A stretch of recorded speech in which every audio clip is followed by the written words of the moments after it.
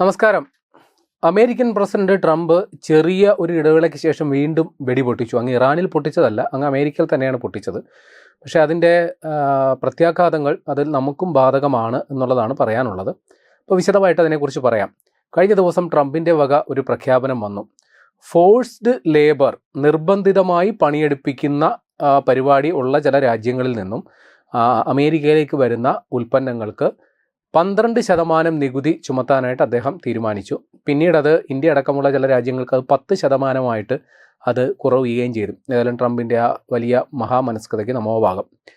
ഇതുകൊണ്ടും തീർന്നില്ല. അദ്ദേഹം വീണ്ടും ചില പ്രഖ്യാപനങ്ങളൊക്കെ നടത്തി. അത് അദ്ദേഹമല്ല, കൃത്യം പറഞ്ഞാൽ അമേരിക്കൻ കോൺഗ്രസിൻ്റെ വന്നൊരു സംഗതിയാണ്. റഷ്യയിൽ നിന്ന് ഇന്ത്യ ക്രൂഡ് ഓയിൽ ഇറക്കുമതി ചെയ്യുന്നതിന് നേരത്തെ 500% നികുതി അല്ലെങ്കിൽ പിഴ നികുതി ചുമത്താനായിട്ട് അമേരിക്കൻ കോൺഗ്രസ് അങ്ങനെ ശുപാർശ വന്നിരുന്നു. അപ്പോൾ അത് ഇപ്പോൾ 100% ഭേദഗതി ചെയ്തിട്ടുണ്ട്. അതിലും രണ്ടാമത്തെ നവോഭാഗം അറിയിക്കുകയാണ്. ഇനിയും വന്നതാണ് ഏറ്റവും ഗുരുതരം. ഈ ഇരിക്കുന്ന കൊമ്പ് വെട്ടുക എന്ന് പറയുന്ന കലാപരിപാടി ഉണ്ടല്ലോ, അല്ലെങ്കിൽ സ്വന്തം മഴ ഉപയോഗിച്ച് സ്വന്തം കാലിന് വെട്ടുക എന്ന് പറയുന്ന പരിപാടിയും ഇവിടെ അനുസ്മരിക്കാവുന്നതാണ്. ഇതാണിപ്പോൾ ട്രംപ് മൂന്നാമത് പറഞ്ഞേക്കുന്ന സംഗതി. അത് ജനറിക് മരുന്നുകളുമായിട്ട് ബന്ധപ്പെട്ടുള്ളതാണ്. ഇപ്പോൾ ഇന്ത്യ അടക്കമുള്ള രാജ്യങ്ങളിൽ നിന്ന് വരുന്ന ജനറിക് മരുന്നുകൾക്ക് അടുത്ത 2 വർഷം കൂടി നികുതി ഉണ്ടാകില്ല. അതിനുശേഷം 2028 മുതൽ 100% വരെയും 2029 ശേഷം 29 മുതൽ 200% വരെയും നികുതി ചുമത്താനായിട്ട് തീരുമാനം എടുത്തിട്ടുണ്ട്. അപ്പോൾ ഈ ജനറിക് മരുന്ന് എന്താണ് എന്ന് പറയുമ്പോഴേ നമുക്ക് കാര്യം വ്യക്തമാവുള്ളൂ. ചുരുക്കി പറഞ്ഞാൽ സാധാരണക്കാർക്ക് ഏറ്റവും പ്രയോജനപ്രദമായ മരുന്നുകളെയാണ് ജനറിക് മരുന്നുകളെന്ന് പറയാം. നമുക്കറിയാമല്ലോ, ഈ മരുന്നുകൾ കണ്ടുപിടിക്കുക എന്ന് പറഞ്ഞു കഴിഞ്ഞാൽ വർഷങ്ങളോളം നടത്തുന്ന ഗവേഷണ പ്രവർത്തനങ്ങളുടെ ഫലമായിട്ടായിരിക്കും പല മരുന്നുകളും കണ്ടുപിടിക്കുക. അതിന് ചില രാസവസ്തുക്കളുടെ അല്ലെങ്കിൽ ചില സംഗതികളുടെ കൃത്യമായ അനുപാതത്തിൽ കൂട്ടി യോജിപ്പിക്കുമ്പോഴാണ് പല രാസവസ്തുക്കൾ കൂട്ടി യോജിപ്പിക്കുമ്പോൾ കിട്ടുന്ന ഒരു ഫൈനൽ പ്രൊഡക്റ്റാണ് പല മരുന്നുകളും എന്നുള്ളത് നമ്മൾ മനസ്സിലാക്കി വെക്കണം. അപ്പോൾ ഈ രാസക്കൂട്ടുകൾ, രഹസ്യക്കൂട്ടുകളെന്ന് എന്ത് വേണമെങ്കിൽ പറയാം, അത് കണ്ടെത്തുന്ന കമ്പനികൾ അതിൻ്റെ ഒരു പേറ്റൻറ്റ് സ്വന്തമാക്കും. ചുരുക്കി പറഞ്ഞാൽ ഇത്രയേ ഉള്ളൂ. ആ കൂട്ട് മറ്റാരും അനുകരിക്കാൻ പാടില്ല. ആ കൂട്ട് നിർമ്മിക്കാനുള്ള കുത്തക അവകാശം അതാത് കമ്പനികൾക്ക് വേണ്ടി നിജപ്പെടുത്തിയിരിക്കുന്നു എന്നുള്ളതാണ് പേറ്റൻറ്റ് കൊണ്ട് ഉദ്ദേശിക്കുന്നത്. ഇപ്പോൾ സാധാരണഗതിയിൽ ഈ പേറ്റൻറ്റ് എന്ന് പറയുന്നത് 20 വർഷം വരെ നീണ്ടു നിൽക്കുന്ന ഒരു വ്യവസ്ഥയാണ്. ഇപ്പോൾ 20 വർഷത്തിന് ശേഷം ഈ പേറ്റൻറ്റിൻ്റെ വ്യവസ്ഥകൾ ബാധകമല്ല എന്നുള്ളത് മനസ്സിലാക്കണം. അപ്പോൾ ഞാൻ നേരത്തെ പറഞ്ഞു, ചില മരുന്നുകൾ നിർമ്മിക്കാനുള്ള കുത്തക അവകാശം നേടിയെടുക്കുന്നതിനാണ് ഈ പേറ്റൻ്റ് എന്ന് പറയുന്നത്. അപ്പോൾ 20 വർഷത്തിന് ശേഷം ഈ കൂട്ട് ആർക്ക് വേണമെങ്കിലും അനുകരിക്കാമെന്നും അതിൽ വ്യവസ്ഥയുണ്ട്. അപ്പോൾ അതുകൊണ്ടുള്ള വ്യത്യാസം, ഈ പേറ്റൻ്റ് റൈറ്റൊക്കെ മുടക്കുന്നത് കൊണ്ട് തന്നെ അത് പ്രകാരമുള്ള കമ്പനികൾക്ക് വില കൂടുതലായിരിക്കും. എന്നാൽ ഇതിൻ്റെ അനുകരിച്ചു വരുന്ന അല്ലെങ്കിൽ ഇതേ രാസക്കൂട്ട് അനുകരിച്ച് ഇറക്കപ്പെടുന്ന ജനറിക് മരുന്നുകളെ, ചുരുക്കി പറഞ്ഞാൽ ഇത്രേ ഉള്ളൂ, പേറ്റൻറ്റ് ബാധകമല്ലാത്ത മരുന്നുകളെയാണ് ജനറിക് മരുന്നുകൾ എന്ന് വേണമെങ്കിൽ പറയാം.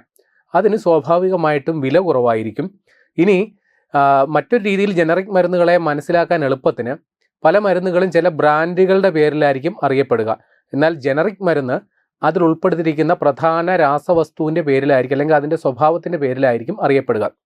ഇനിയും കുറേ കൂടി വ്യക്തമായി പറഞ്ഞാൽ, നമ്മൾ സാധാരണ പനിക്ക് വാങ്ങുന്ന ഡോളോ അല്ലെങ്കിൽ കാൽപോൾ മരുന്നുകളുണ്ടല്ലോ, അതൊരു ബ്രാൻഡാണ്. എന്നാൽ പാരസെറ്റമോൾ എന്നുള്ളത് അതിൻ്റെ ജനറിക് പേരാണ്. അപ്പോൾ ഈ രീതിയിലാണ് ഇതിനെ മനസ്സിലാക്കാൻ എളുപ്പത്തിന് പറഞ്ഞു മനസ്സിലാക്കുക. അപ്പോൾ എന്തുകൊണ്ട് ഈ ജനറിക് മരുന്നുകൾ ഇത്ര പ്രാധാന്യം അർഹിക്കുന്നു എന്ന് പറഞ്ഞു കഴിഞ്ഞാൽ, അത് വളരെ വില കുറവാണ്. ഒരു പൊതു ആരോഗ്യ സംവിധാനത്തിൽ അല്ലെങ്കിൽ സർക്കാർ ആശുപത്രികളിൽ സർക്കാരിനെ സംബന്ധിച്ച് വലിയ സാമ്പത്തിക ഭാരമുണ്ടാകുന്നതാണ് ഈ മരുന്നുകൾ വിതരണം ചെയ്യുക. അതുകൊണ്ട് തന്നെ ഒരു പൊതു ആരോഗ്യ സിസ്റ്റത്തിൽ ജനറിക് മരുന്നുകൾക്ക് വളരെ പ്രാധാന്യമുണ്ട്. അല്ലെങ്കിൽ ചുരുക്കി പറയുന്നത്, നമ്മുടെ സർക്കാർ ആശുപത്രികളിലൊക്കെ വിതരണം ചെയ്യുന്നതിലേറെയും ജനറിക് മരുന്നുകളാണ് എന്നുള്ളതുകൂടി നമ്മൾ മനസ്സിലാക്കി വെക്കണം. അപ്പോൾ ലോകത്തെ ജനറിക് മരുന്നുകളുടെ നിർമ്മാണത്തിൽ നമ്മുടെ രാജ്യം വലിയ ഒരു പങ്ക് വഹിക്കുന്നുണ്ട്. മൊത്തം വിതരണം ചെയ്യപ്പെടുന്ന ജനറിക് മരുന്നുകളിൽ ഏതാണ്ട് 20% നിർമ്മിക്കപ്പെടുന്നത് ഇന്ത്യയിലാണ്. അതുകൊണ്ട് തന്നെ ലോകത്തിൻ്റെ ഫാർമസി എന്ന വിളിപ്പേരും ഇന്ത്യക്കുണ്ട്. അപ്പോൾ ആ രംഗത്ത് വലിയ രീതിയിലുള്ള മുന്നേറ്റം നടത്തിക്കൊണ്ടിരിക്കുന്ന രാഷ്ട്രമാണ് ഇന്ത്യ. മറ്റൊരു രീതിയിൽ പറഞ്ഞാൽ, അമേരിക്കയിലേക്ക് അല്ലെങ്കിൽ അമേരിക്കയിൽ വിറ്റഴിക്കപ്പെടുന്ന ജനറിക് മരുന്നുകളിൽ 40%-ലേറെയും ഇന്ത്യൻ നിർമ്മിതമാണ് എന്നുള്ളതുകൂടി മനസ്സിലാക്കി വെക്കണം. അമേരിക്കയിലോട്ട് മാത്രമല്ല കേട്ടോ, ഇപ്പോൾ ആഫ്രിക്കൻ രാജ്യങ്ങളിൽ ചിലവാക്കപ്പെടുന്ന 50% ജനറിക് മരുന്നുകളും ഇന്ത്യൻ നിർമ്മിതമാണ്. UK അവിടേക്ക് ഉള്ള മരുന്നുകളിൽ ഏതാണ്ട് 25% ഇന്ത്യൻ നിർമ്മിത മരുന്നുകളാണ് എന്നുള്ളത് കൂടി മനസ്സിലാക്കി വെക്കണം. അപ്പോൾ അമേരിക്ക വളരെ ചെലവ് കുറഞ്ഞ രീതിയിൽ അവർക്ക് കിട്ടുന്ന ഈ ജനറിക് മരുന്നുകൾക്കാണ് ഈ രീതിയിൽ വലിയ നികുതി 100%, 2 വർഷത്തിന് ശേഷം 100% നികുതി, അതിനുശേഷം 200% നികുതി. അപ്പോൾ അങ്ങനെ വരുമ്പോഴുള്ള കുഴപ്പം, വളരെ കുറഞ്ഞ നിരക്കിൽ അവിടെ വിറ്റഴിക്കപ്പെട്ടുകൊണ്ടിരുന്ന മരുന്നുകൾക്കൊക്കെ ഇത്രയും വലിയ നികുതി ഏർപ്പെടുത്തുകയാണെങ്കിൽ അത് ഭാരിച്ച വിലയിലായിരിക്കും അത് വിറ്റഴിക്കപ്പെടുക. ആത്യന്തികമായിട്ട് ഇത് വരിക അമേരിക്കയിലെ പൗരന്മാരുടെ തലയിലേക്ക് തന്നെയാണ്. നേരത്തെ ട്രംപിന് ഇങ്ങനെ ഒരു അനുഭവം ഉള്ളതാണ്. ഇന്ത്യയിൽ നിന്ന് വരുന്ന ഉൽപ്പന്നങ്ങൾക്ക് വലിയ രീതിയിൽ നികുതി ചുമത്തിയപ്പോൾ അവിടെ വിറ്റഴിക്കപ്പെടുന്ന സാധനങ്ങളിൽ വലിയ വിലവർധന ഉണ്ടാവുകയും, ചുരുക്കി പറഞ്ഞാൽ ട്രംപിന് അതിൽ നിന്ന് തൻ്റെ തീരുമാനത്തിൽ നിന്ന് പിന്നോക്കം പോവേണ്ടി വന്ന ഒരു ചരിത്രമുണ്ട്. അതേ അവസ്ഥയിലോട്ടാണ് ഇപ്പോൾ കാര്യങ്ങൾ പോകുന്നത് എന്ന് നമുക്ക് ചുരുക്കി പറയാം. എന്നാൽ ട്രംപ് ഇതിൽ ഉദ്ദേശിക്കുന്നത് മറ്റൊന്നാണ്. ട്രംപിൻ്റെ പ്രഖ്യാപിത പോളിസി എന്ന് പറഞ്ഞു കഴിഞ്ഞാൽ മേക്ക് അമേരിക്ക ഗ്രേറ്റ് അഗെയിൻ, അല്ലെങ്കിൽ അമേരിക്ക ഫസ്റ്റ് എന്നാണ്. അമേരിക്കയെ വീണ്ടും മഹത്വവൽക്കരിക്കുക, അല്ലെങ്കിൽ ആദ്യ പരിഗണന അമേരിക്ക എന്നുള്ളതാണ് അദ്ദേഹത്തിൻ്റെ പോളിസി. അപ്പോൾ ഇത് പ്രകാരം അദ്ദേഹം കണക്കൂട്ടുന്നത് ഇങ്ങനെയാണ്: മറ്റ് രാജ്യങ്ങളിൽ നിർമ്മാണം നടക്കുകയും അമേരിക്കയിൽ വിറ്റഴിക്കപ്പെടുകയും ചെയ്യുന്ന സാധനങ്ങളുടെ ഉൽപാദനശാലകൾ അമേരിക്കയിലോട്ട് തന്നെ കൊണ്ടുവരണം എന്നുള്ളതാണ് ട്രംപിൻ്റെ ലൈൻ. ഇപ്പോൾ ചുരുക്കി പറഞ്ഞാൽ ഇത്രയേ ഉള്ളൂ: ഇന്ത്യയിൽ നിർമ്മിച്ച് അമേരിക്കയിൽ വിൽക്കുന്ന ജനറിക് മരുന്നുകൾ ഇനി അമേരിക്കയിൽ നിർമ്മിക്കണം എന്നുള്ളതാണ് ട്രംപിൻ്റെ ഒരു ആഗ്രഹം. പക്ഷെ അത് എത്രത്തോളം സാധ്യമാണ് എന്നുള്ളതാണ് നമ്മൾ മനസ്സിലാക്കേണ്ടത്. കാരണം എന്തുകൊണ്ട് ഇന്ത്യയിൽ നിർമ്മിക്കുന്ന മരുന്നിന് ഇത്ര വില കുറവ് എന്നുള്ളതിൻ്റെ അടിസ്ഥാന കാരണം, ഇന്ത്യ സാങ്കേതികമായി വളരെ മെച്ചപ്പെട്ട ഒരു രാഷ്ട്രമാണ്. ഇപ്പോൾ ഈ മരുന്നുകൾ ഏറെയും വിറ്റഴിക്കപ്പെടുന്ന അമേരിക്കയിലും UK ഒക്കെയാണെന്ന് ഞാൻ പറഞ്ഞു.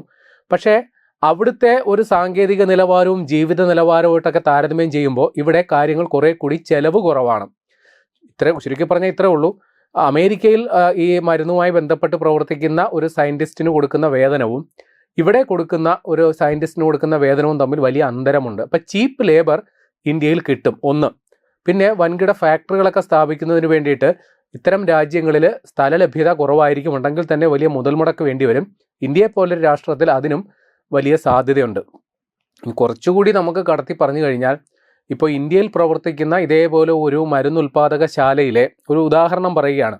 അടിസ്ഥാന വേതനം, ഒരു സാധാരണ ഒരു തൊഴിലാളിയാണെങ്കിൽ അദ്ദേഹത്തിന് കിട്ടുന്ന അടിസ്ഥാന വേതനം 12,000 രൂപ മുതൽ 18,000 രൂപ വരെയാണ്. ഇനി കുറച്ചുകൂടി കടത്തി പറഞ്ഞാൽ ദിവസക്കൂലി ഏതാണ്ട് 400 മുതൽ 600 രൂപയാണ്. ഇനി കുറച്ചുകൂടി വിശാലമായ അടിസ്ഥാനത്തിൽ പറഞ്ഞു കഴിഞ്ഞാൽ, ഒരു ക്വാളിറ്റി കൺട്രോൾ അനലിസ്റ്റിനാണ് ഈ ലാബിൽ അങ്ങനെയുള്ള തസ്തികകളൊക്കെ ഉണ്ടാവും, അല്ലെങ്കിൽ മരുന്ന് നിർമ്മാണശാലയിൽ അങ്ങനെയുള്ള ഒരു തസ്തിക ഉണ്ടാവുമല്ലോ. അതിൽ ഇന്ത്യയിലെ ഒരു സ്റ്റാൻഡേർഡ് പ്രകാരം അവർക്ക് കിട്ടുന്ന വേതനം എന്ന് പറയുന്നത് 25,000 മുതൽ 35,000 രൂപ വരെയാണ്.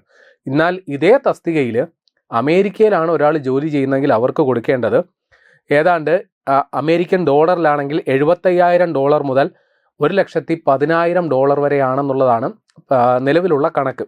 അത് ഇന്ത്യൻ രൂപയിലോട്ട് താരതമ്യം ചെയ്യുമ്പോൾ ഏതാണ്ട് 63 ലക്ഷം മുതൽ 92 ലക്ഷം വരെ ആകും എന്നുള്ളത് കൂടി നമ്മൾ മനസ്സിലാക്കണം. അപ്പോൾ ഇത്ര വലിയ അന്തരം രണ്ട് രാജ്യങ്ങളിലെയും സേവന വേതന വ്യവസ്ഥകളിൽ വലിയ അന്തരമുണ്ട്. അപ്പോൾ എന്ത് കണ്ടിട്ടാണ് ട്രംപ് ഈ മരുന്ന് നിർമ്മാണമെല്ലാം അമേരിക്കയിലോട്ട് തന്നെ, അല്ലെങ്കിൽ അത്തരം നിർമ്മാണശാലകൾ അമേരിക്കയിലോട്ട് തന്നെ കൊണ്ടുപോകണം എന്ന് വാശി പിടിക്കുന്നത് എന്ന് നമുക്ക് മനസ്സിലാകുന്നില്ല.